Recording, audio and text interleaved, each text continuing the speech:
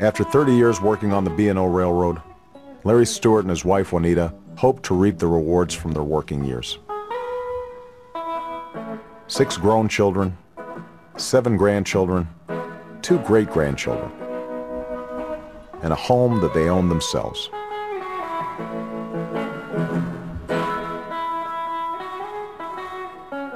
We've lived in this home for 10 years.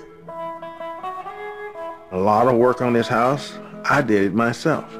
That floor down there, I put this floor in this house. We had our home paid for, so we just knew that retirement would be great.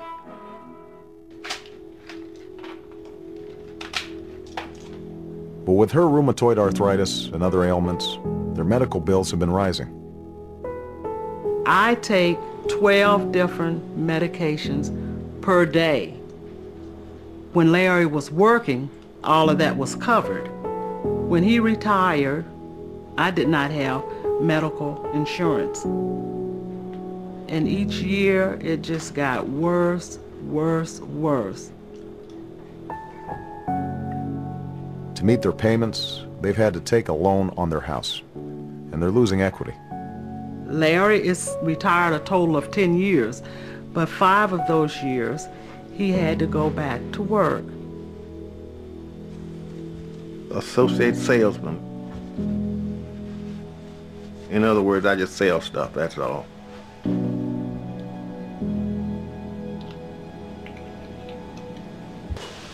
I'm 72 years old and things are changing. You just wonder, you know, where am I going from here?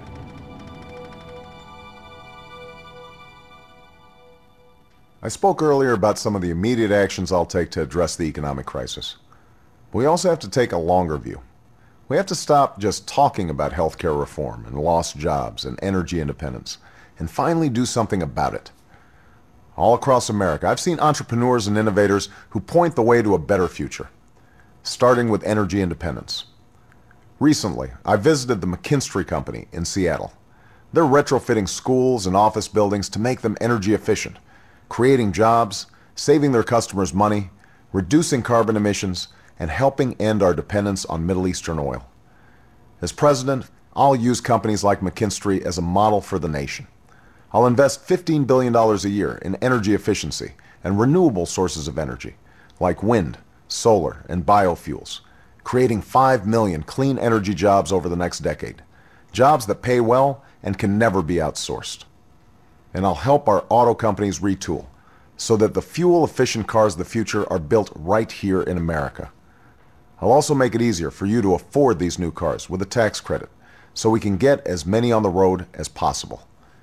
And to further reduce our demand for foreign oil, I'll tap our natural gas reserves, invest in clean coal technology, and expand domestic production of oil. But we know government can't do it all. That's why I'll call on every American to join in conservation efforts. I believe we need to usher in a new era of responsibility. Across the country, families are tightening their belts, and so should Washington. That's why, for my energy plan, my economic plan, and the other proposals you'll hear tonight, I've offered spending cuts above and beyond their cost. I'll also go through the federal budget, line by line, eliminating programs that don't work, and making the ones we do need work better and cost less.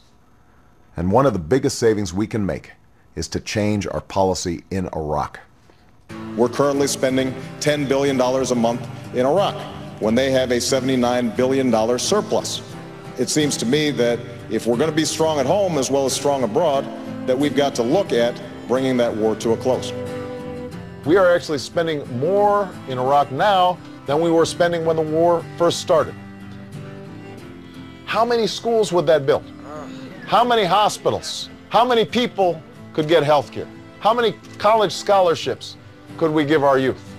It's time for us to invest some of that money right here in America. When I read his economic plan and I saw the people endorsing it and all the new ideas, Warren Buffett and others, I thought, this is the right plan for America. Barack has looked at the small business side of the American economy and says, look, that's where most innovation and entrepreneurship is. Let's give them the rocket fuel to really accelerate, rather than giving tax cuts to, the Exxon Mobils or big oil companies that need not 1 ounce of help from government to be very, very successful. So I'm not worried about CEOs, I'm not worried about corporate lobbyists, I'm not worried about the drug companies or the oil companies or the insurance companies. They'll be fine, they're going to look out for themselves. I'm worried about the couple that's trying to figure out how they're going to retire. I'm worried about the family that's trying to figure out how they can save for their child's college education. I'm worried about the single mom that doesn't have health insurance. I'm worried about the guy who's worked in a plant for 20 years and suddenly sees his job shipped overseas. That's who I'm worried about. And that's who I'm going to be fighting for and thinking about every single day that I'm in the White House.